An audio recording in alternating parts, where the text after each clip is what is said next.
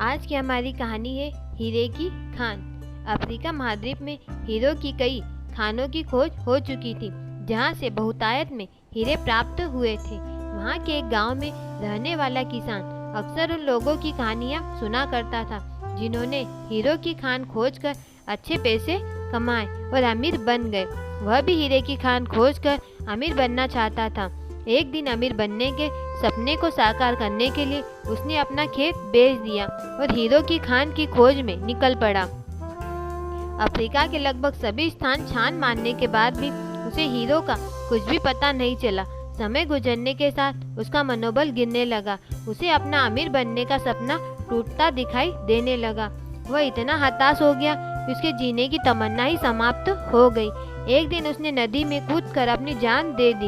इस दौरान उसका दूसरा किसान, जिसने पहले किसान से उसका खेत खरीदा था, एक दिन उसी खेत के मध्य बहती छोटी नदी पर गया। सहसा उसे नदी के पानी में से इंद्रधनुषी प्रकाश फूटता दिखाई पड़ा।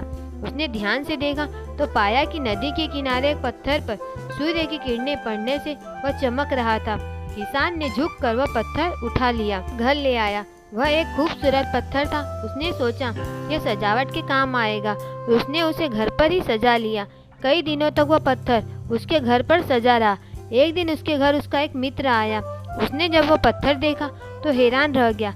उसने किसान से पूछा, मित्र, तुम इस पत्थर की कीमत जानते हो? किसान ने जवाब दिया, नहीं, मेरे ख्याल से ये हीरा है, शायद अब तक खोजे गए हीरो में सबसे बड़ा हीरा।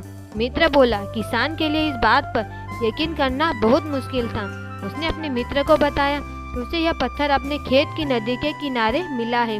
वहाँ ऐसे और भी पत्थर हो सकते।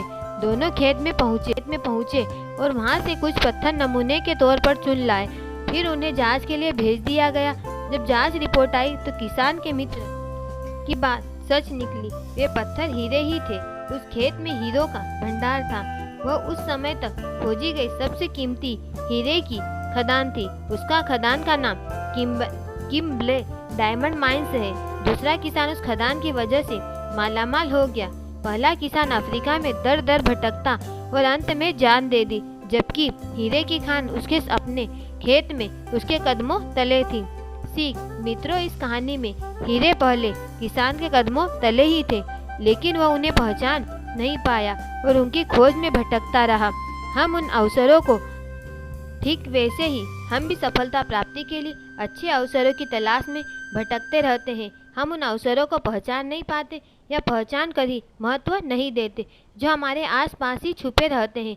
जीवन में सफल होना है तो आवश्यकता है बुद्धिमानी और परख से उन अवसरों को पहचानने की और धैर्य से अनवरत कार्य करने की। सफलता निश्चित है। अगर आपको हमारी कहानी पसंद आई हो तो प्लीज़ वीडियो को लाइक एंड चैनल को सब्सक्राइब जरूर करें। धन्यवाद।